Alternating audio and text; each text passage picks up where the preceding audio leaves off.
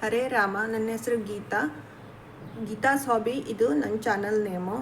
ಇದರಲ್ಲಿ ನಾನು ಕುಕ್ಕಿಂಗ್ ಮಾಡ್ತೀನಿ, ಸ್ಟಿಚಿಂಗ್ ಮಾಡ್ತೀನಿ, ಡ್ರಾಯಿಂಗು, ಎಂಬ್ರಾಯ್ಡ್ರಿ ಮಾಡ್ತೀನಿ. ಮೇಯ್ನಾಗಿ ಬುಕ್ ರಿವ್ಯೂ ಮಾಡ್ತೀನಿ. ನನಗೆ ಬುಕ್ಸ್ ಅಂದರೆ ತುಂಬ ಇಷ್ಟ. ಕೆಲವೊಂದಷ್ಟು ಬುಕ್ಸ್ಗಳನ್ನು ಓದಿದ್ದೀನಿ ಮತ್ತು ಕೆಲವೊಂದಷ್ಟು ಬುಕ್ಸ್ಗಳು ನನಗೆ ಇನ್ಸ್ಪೈರ್ ಮಾಡಿವೆ.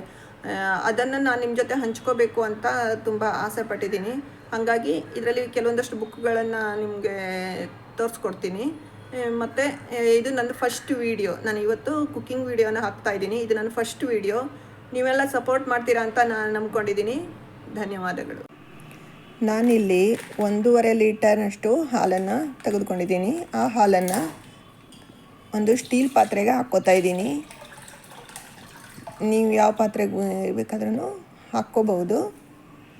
ಇದನ್ನು ಸ್ಟವ್ ಮೇಲೆ ಇಟ್ಬಿಟ್ಟು ಚೆನ್ನಾಗಿ ಕಾಯಿಸ್ಕೋಬೇಕು. ಹಾಗೆ ಇನ್ನೊಂದು ಸ್ಟವ್ ಮೇಲೆ ಒಂದು ಚಿಕ್ಕ ಬಾಣಲಿನ ಇಟ್ಬಿಟ್ಟು 1 ಸ್ಪೂನು ತುಪ್ಪ ಹಾಕ್ತಾಯಿದ್ದೀನಿ. ತುಪ್ಪ ಮೆಲ್ಟ್ ಆಗ್ತಾ ಇರೋ ಹಾಗೇ ಒಂದು ಹಾಫ್ ಬೌಲ್ನಷ್ಟು ನಾನು ಶಾವಿಗೆನ ಹಾಕ್ಕೋತಾ ಇದ್ದೀನಿ. ತುಂಬ ಶಾವಿಗೆ ಹಾಕ್ಕೋಬಾರ್ದು. ಇದನ್ನು ತುಪ್ಪದಲ್ಲಿ ಚೆನ್ನಾಗಿ ಫ್ರೈ ಮಾಡ್ಕೋಬೇಕು. ಈ ಕಡೆ ಹಾಲನ್ನು ಮೀಡಿಯಮ್ ಫ್ಲೇಮಲ್ಲಿ ಕುದಿಯೋದಕ್ಕೆ ಇಟ್ಕೊಂಡಿದ್ದೀನಿ. ಹಾಗೆ ಇಲ್ಲಿ ಶಾವಿಗೆಯನ್ನು ಕೆಂಪಾಗೋವರೆಗೂ ನಾನು ಹುರ್ಕೋತಾ ಇದ್ದೀನಿ. ಸ್ವಲ್ಪ ಕೆಂಪಾಗೋ ಥರ ನೀವು ಹುರ್ಕೊಂಡು ಇಲ್ಲ ಅಂದರೆ ಅದು ಹಾಲಲ್ಲಿ ಕರಗೋಗ್ಬಿಡತ್ತೆ. ಶಾವಿಗೆ ಗಟ್ಟಿಯಾಗಿ ಇರಲ್ಲ.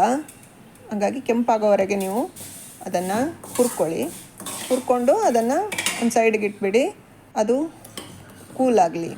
ಈ ಕಡೆ ಹಾಲು ಚೆನ್ನಾಗಿ ನೀವು ಬಾಯ್ಲ್ ಮಾಡ್ಕೋಬೇಕು. ಅದು ಹಾಲು ಕುದೀತಾ ಇರೋವಾಗ ಅದು ಉಕ್ಕಿ ಬರುತ್ತೆ. ಅದನ್ನು ನೀವು ಈ ಥರ ಸ್ಟಿರ್ ಮಾಡ್ತಾಯಿದ್ರೆ ಅದು ಉಕ್ಕಲ್ಲ. ಮತ್ತು ಉಕ್ಕಿ ಬರೋವರೆಗೂ ನೀವು ಚೆನ್ನಾಗಿ ಅದನ್ನು ಸ್ಟಿರ್ ಮಾಡಬೇಕು. ಇಲ್ಲಾಂದರೆ ತಳ ಹತ್ಕೊಂಡ್ಬಿಡುತ್ತೆ. ಹಾಲು ಒಂದು 15% ಅಷ್ಟು ಅದು ಕಮ್ಮಿ ಆಗಬೇಕು, ಬಾಯ್ಲ್ ಆಗಿ. ಆಗ ನೀವು ಅದಕ್ಕೆ ತಣ್ಣಗಾಗಿರೋ ಶಾವಿಗೆಯನ್ನು ಹಾಕಿಬಿಟ್ಟು ಇನ್ನೂ ಒಂದು ಹಾಫ್ ಆನ್ ಅವರ್ ನೀವು ಅದನ್ನು ಕುದಿಸ್ಬೇಕು. ಆಗ ಅದು ಶಾವಿಗೆ ಎಲ್ಲ ಹಾಲಲ್ಲಿ ಚೆನ್ನಾಗಿ ಬೇಯತ್ತೆ. ಹಾಗೆ ಹಾಲು ನೀವು 1.5 ಲೀಟ್ರಷ್ಟು ಹಾಲು ತೊಗೊಂಡ್ರೆ ಅದು ಒಂದು 3/4 ಲೀಟ್ರಷ್ಟು ಬಾಯ್ಲ್ ಆಗಿ ಬಂದರೆ ತುಂಬ ಚೆನ್ನಾಗಿರುತ್ತೆ. ಅದು ಸ್ವಲ್ಪ ಟೈಮ್ ತೊಗೊಳುತ್ತೆ. ಇದನ್ನು ಚೆನ್ನಾಗಿ ಬಾಯ್ಲ್ ಮಾಡಿ. ನೀವು ಹಾಫ್ ಆನ್ ಅವರ್ ಬಾಯ್ಲ್ ಮಾಡಿದ್ಮೇಲೆ ನೋಡಿ ಇಷ್ಟು ತಿಕ್ಕಾಗತ್ತೆ. ಚೆನ್ನಾಗಿ ಸ್ಟಿರ್ ಮಾಡ್ತಾಯಿರಿ.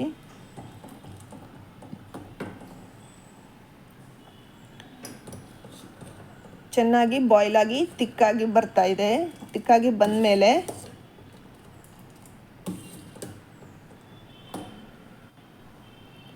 ನೀವು ಗೋಡಂಬಿ ಮತ್ತು ದ್ರಾಕ್ಷಿನ ಮೊದಲೇ ಹುರಿದಿಟ್ಕೋಬೋದು. ಇಲ್ಲಾಂದರೆ ನೀವು ಅದು ಕುದೀತಾ ಇರೋವಾಗ ಈ ಕಡೆ ಮಾಡ್ಕೋಬೋದು. ನಾನು ಈ ಕಡೆ ಚಿಕ್ಕ ಬಾಣಲಿಯಲ್ಲಿ ಗೋಡಂಬಿಯನ್ನು ಹುರ್ಕೋತಾ ಇದ್ದೀನಿ. ಅದು ಸ್ವಲ್ಪ ಕೆಂಪಾಗ್ತಾಯಿದೆ ಅನ್ನೋವಾಗ ದ್ರಾಕ್ಷಿಯನ್ನು ಹಾಕಿ ಹುರ್ಕೋತಾ ಇದ್ದೀನಿ. ಇವಾಗ ನಾನು ಇಲ್ಲಿ ಬಾಯ್ಲ್ ಆಗಿ ಆಗ್ತಾ ಇರೋವಂತಹ ಹಾಲಿಗೆ ಇಲ್ಲಿ ನಾನು ಸಕ್ಕರೆನ ಹಾಕ್ಕೋತಾ ಇದ್ದೀನಿ. ನಿಮಗೆ ಎಷ್ಟು ಸ್ವೀಟ್ ಬೇಕು ಅಷ್ಟು ಸಕ್ಕರೆ ಹಾಕ್ಕೊಳ್ಳಿ. ನಮಗೆ ಇಲ್ಲಿ ಸ್ವಲ್ಪ ಜಾಸ್ತಿ ಸ್ವೀಟ್ ಬೇಕಾಗಿರೋದ್ರಿಂದ ನಾನು ಇಲ್ಲಿ 2 ಸೌಟು ಸಕ್ಕರೆಯನ್ನು ಹಾಕ್ಕೋತಾ ಇದ್ದೀನಿ. ಸಕ್ಕರೆ ಹಾಕಿದ್ಮೇಲೆ ಸ್ವಲ್ಪ ಹೊತ್ತು ಹೀಗೆ ಸ್ಟಿರ್ ಮಾಡಿ, ಇಲ್ಲಾಂದರೆ ಅದು ಸ್ವಲ್ಪ ಅಡಿ ಹತ್ಕೊಳ್ಳೋ ಚಾನ್ಸಸ್ ಇರುತ್ತೆ. ಹಾಗೆ ನೀವು ಹುರಿದಿರುವಂತಹ ಗೋಡಂಬಿ ಮತ್ತು ದ್ರಾಕ್ಷಿಯನ್ನು ಇದಕ್ಕೆ ಆ್ಯಡ್ ಮಾಡಿ. ಇವಾಗ ಇನ್ನೊಂದು ಸಲ ಅದನ್ನು ಸ್ಟಿರ್ ಮಾಡಿ. ಸಕ್ಕರೆ ಎಲ್ಲ ಚೆನ್ನಾಗಿ ಕರಗಿದ ಮೇಲೆ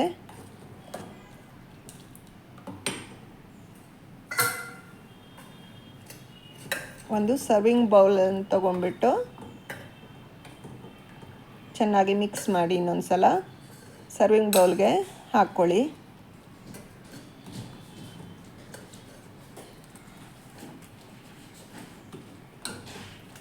ಬಿಸಿ ಬೇಕಾದರೂ ನೀವು ತಿನ್ಬೋದು. ಇಲ್ಲಾಂದರೆ ಕೋಲ್ಡ್ ಬೇಕು ಅಂದರೆ ನೀವು ಫ್ರಿಜ್ಜಲ್ಲಿ ಇಟ್ಬಿಟ್ಟು ತಿಂದ್ರೂ ತುಂಬ ಚೆನ್ನಾಗಿರತ್ತೆ.